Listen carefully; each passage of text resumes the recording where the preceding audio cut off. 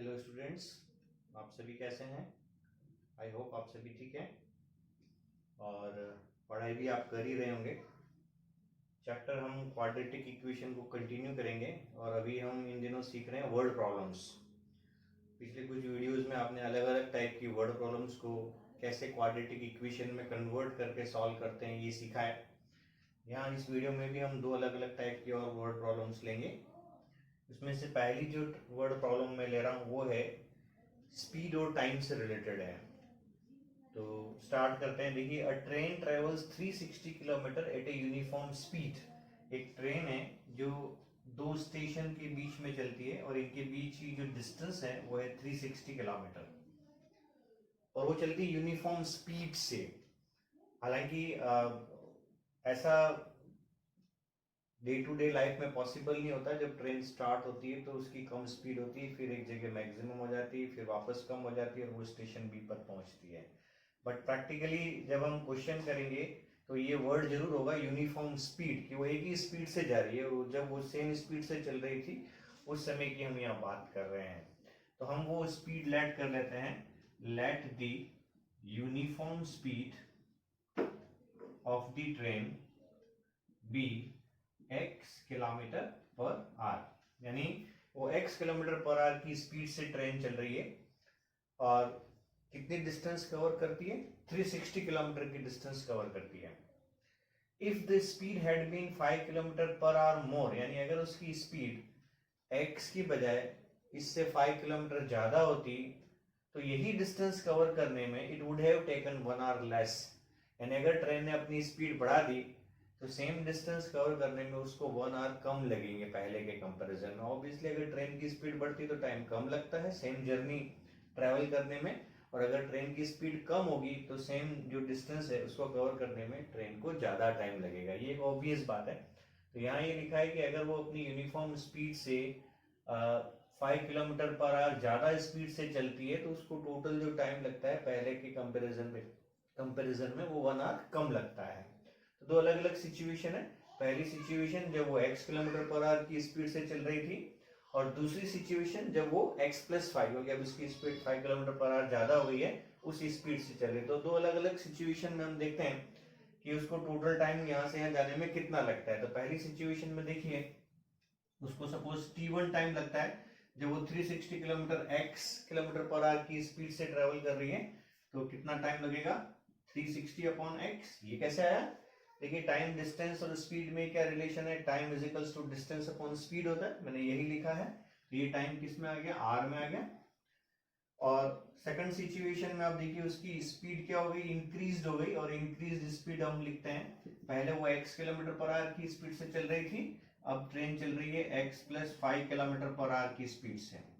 Question के according अब उसको कितना टाइम लगेगा सेम डिस्टेंस ट्रेवल करने में? से t2 टाइम लगेगा, और again distance upon speed. Speed क्या है?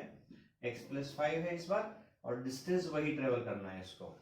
ठीक है, तो आई थिंक ये दो अलग अलग सिचुएशन में हमने ट्रेन के द्वारा किया गया जो ट्रेवलिंग टाइम है वो कैलकुलेट किया है। फर्स्ट सिचुएशन में इतना टाइम है, सेकंड सिचुएशन में उसको इतना टाइम लगता है ए से बी डिस्टेंस कवर करने में। आप क्या बता सकते हैं कि कौन सा टाइम कम होगा, कौन सा टाइम ज्यादा होगा? ऑब्वियसली t1 जो टाइम है वो ज्यादा है, t2 टाइम कम है, क्योंकि इस कंडीशन में उसकी स्पीड क्या हो गई थी? बढ़ गई थी। वैसे भी अगर हम कंपेयर करें इन दोनों को तो न्यूमरेटर तो सेम ही है, डिनोमिनेटर यहाँ x है, यहाँ x+5 है, यानी इसका डिनोमिनेटर ज्यादा है तो ये फ्रैक्शन कम हो गया, इसका डिनोमिनेटर कम है तो ये फ्रैक्शन ज्यादा हो गया, यानी t1 is greater then t2। और दोनों का जो डिफरेंस है वो कितना लिखा हुआ है? 1 आवर लिखा हुआ है। तो हम इक्वेशन कैसे बनाएंगे? यहाँ पर t1 minus t2 is equals to 1 hour लिखेंगे, यानी 360 upon x and 360 upon x+5 is equals to 1। ये t1 लिखा है, ये t2 लिखा है, और दोनों का डिफरेंस हमें 1 दे रखा है, और इक्वेशन हमारी बन गई। ये एक तरह से फ्रैक्शनल इक्वेशन है, और इसको हम सिंपल क्वाड्रेटिक इक्वेशन में कन्वर्ट कर लेते हैं बाय टेकिंग एलसीएम। तो हम एलसीएम लेते हैं, तो एलसीएम यहाँ पर है x इंटू x+5, और इसको ईच टर्म से मल्टीप्लाई करेंगे, 360 upon x into x+5 minus 360 upon x+5 multiplied by x into x plus 5 और is equals to 1 into x plus 5 और सॉल्व करें। जैसे आप पहले भी सीख चुके हैं कैसे सॉल्व करते हैं। 360 इंटू एक्स, इसको इससे इंटू किया, इसको इससे इंटू करें, ये हो गया 6 5 30 एंड 1800 हो गया माइनस 360x दिस वन और इक्वल टू हो जाएगा x square plus 5x। I think समझ में आ रहा है आपको। ये पार्ट कैंसिल हो गया, इसको अगर वहां ट्रांसफर करें तो x square plus 5x minus 1800 और इक्वल टू 0। क्वाड्रेटिक इक्वेशन में कन्वर्ट कर लिया हमने। ए की वैल्यू 1, बी की वैल्यू 5, सी की वैल्यू माइनस 1800 है। क्वाड्रेटिक फॉर्मूला लगाएं, minus B plus minus root of B square minus 4ac करें, 7200 हो जाएगा, whole upon 2a minus 5 plus minus root of 7225 upon 2 और माइनस 5 प्लस माइनस, अब 7225 का अगर हम रूट निकालें, ये पहले भी सिखाया मैंने, डिवीजन मेथड से निकालते हैं। ऐसे पेयर बनाए और 8 8 जा 64, इधर माइनस करते हैं, इधर प्लस करते हैं, 16 और 5 5 और 5 5 5 जा 25, 5 6 जा 30, 5 and 3 8, 0 बचा। इसका मतलब या तो आपको याद होना चाहिए कि इसका स्क्वायर रूट क्या है, या फिर आपको इस मेथड से निकालना आना चाहिए। तो ये हो गया 85 होल अपॉन 2 और यहाँ से हम x की वैल्यू लिखें। ऑब्वियसली अगर माइनस साइन लेंगे तो x की वैल्यू नेगेटिव आएगी, जो यहाँ हो नहीं सकती क्योंकि वो तो स्पीड है और स्पीड नेगेटिव नहीं होती है। तो अगर हम ये प्लस साइन कंसीडर करें तो माइनस 5 प्लस 85 हो गया 80 अपॉन 2 यानी 40 किलोमीटर पर आवर। और ये हमारा आंसर निकल करके आ गया। ये ट्रेन किस स्पीड से चल रही है? 40 किलोमीटर पर आवर की स्पीड से ट्रेन चल रही है। तो आपने देखा ये एक स्पीड एंड टाइम से रिलेटेड प्रॉब्लम है और इस तरह की प्रॉब्लम सीबीएसई में फ्रीक्वेंटली पूछी जाती है। इसमें कंडीशन थोड़ी बहुत चेंज हो सकती है बट वो स्पीड और टाइम से रिलेटेड ही होती है और उसकी स्पीड जो स्टेप्स हैं वो आप देख सकते हैं। इन सभी स्टेप्स से इसको सॉल्व करना होता है। आई थिंक आपको बात समझ में आ गई है। इस तरह की प्रॉब्लम आप सॉल्व कर सकते हैं। और अब हम लेते हैं दूसरे टाइप की प्रॉब्लम्स। देखिए अब दूसरी टाइप की प्रॉब्लम लेते हैं और ये प्रॉब्लम है sum of the areas of two squares is 468। दो स्क्वायर्स हैं, सपोज रफली समझें तो एक स्क्वायर ये है, एक स्क्वायर ये है। ऑब्वियसली उनकी साइड्स में फर्क होगा, एक की साइड ज़्यादा होगी, एक की साइड कम होगी। इनकी एरिया का सम है 468। Sum of the squares of the two, sum of the areas of the two square is 468 metre square. If the difference of their perimeter is 24 metre, यानी इसकी पेरीमीटर और इसकी पेरीमीटर का difference भी दे रखा है 24 है, then what are the sides of the two squares, दोनों की साइड्स कितनी ये फाइंड आउट करना है। बेसिकली एरिया से रिलेटेड है यहाँ पर एक प्रॉब्लम। तो सपोज कर लेते हैं कि इनकी जो साइड्स हैं, एक की साइड में x ले लेता हूँ, एक की साइड में y ले लेता हूँ। यहाँ पर मैं 2 वेरिएबल लेट करके चल रहा हूँ। ये भी आपको आना चाहिए कि 2 वेरिएबल से स्टार्ट करके कैसे हम 1 वेरिएबल क्वाड्रेटिक इक्वेशन में कन्वर्ट करते हैं। तो अगर इसकी साइड x है तो ऑब्वियसली इसका एरिया क्या हुआ।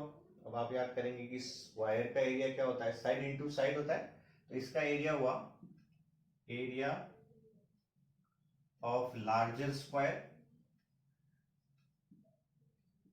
That is x into x square and area of the smaller. यहाँ मैंने लार्जर और स्मॉलर वर्ड यूज किया है। दैट मीन्स x जो साइड है वो y से बड़ी है, ये मान करके चल रहे हैं। ये जो स्क्वायर है इसकी साइड बड़ी है तो ऑब्वियसली इसका एरिया भी ज्यादा होगा, इसकी पैरामीटर भी ज्यादा होगी। अब देखिए एज पर दी क्वेश्चन हमें ये गिवन है कि इन दोनों के एरिया का जो सम है वो 468 है। X square plus y square कितना है 468। ये एक इक्वेशन बन गई यहाँ पर। फिर लिखा है if the difference of there parameter is 24, यानी इसका जो पैरामीटर है और इसका जो पैरामीटर है उसका डिफरेंस दे रखा है 24 मीटर है। तो पैरामीटर की बात करें तो आपको पैरामीटर भी पता होगा, किसी भी स्क्वायर का जो पैरामीटर होता है वो सम ऑफ ऑल दी साइड्स, और शायद चारों साइड यहाँ पर इक्वल है तो हम कह सकते हैं कि 4 इंटू साइड होगा। इसका जो पैरामीटर है वो है 4x। मीटर और इसका पैरामीटर होगा 4y मीटर।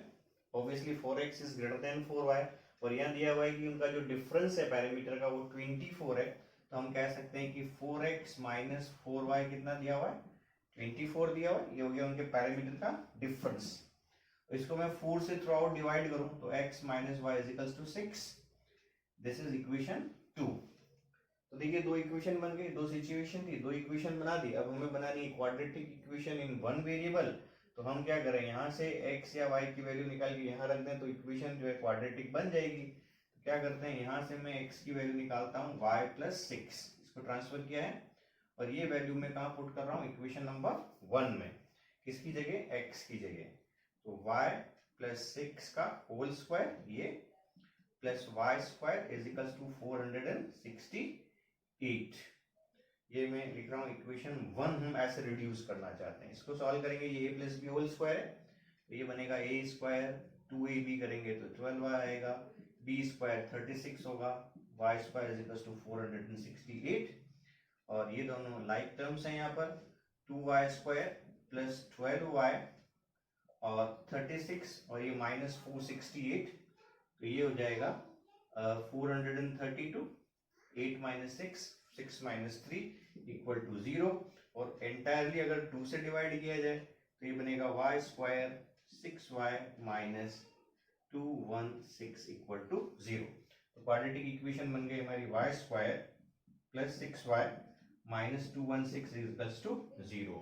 और यहाँ से आपको पता है हम किसी भी तरीके से सॉल्व कर सकते हैं, लेकिन इस बार वेरिएबल y है तो y के लिए लिखेंगे a की वैल्यू 1, b की वैल्यू 6 और c की value minus 216 minus b plus minus root of b square यानी 36 हो जाएगा, 6 का स्क्वायर माइनस 4ac तो यहाँ प्लस हो जाएगा, इसका 4 टाइम्स करें 864 होगा होल अपॉन 2a यानी ये हो गया minus 6 plus minus root of 900 होगा, है ना। इन दोनों का सम क्या होगा 900 और उसका रूट क्या होगा वो मैं डायरेक्टली लिख देता हूँ 30 होगा।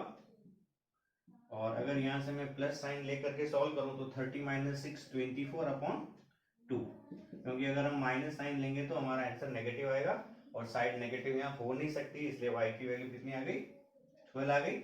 इसका मतलब ये जो स्क्वायर है इसकी साइड है 12 मीटर और इसके अकॉर्डिंग अगर हम इक्वेशन 2 में ये वैल्यू डाल दें तो x की जो वैल्यू आएगी वो आएगी 12 प्लस 6 यानी 18 मीटर।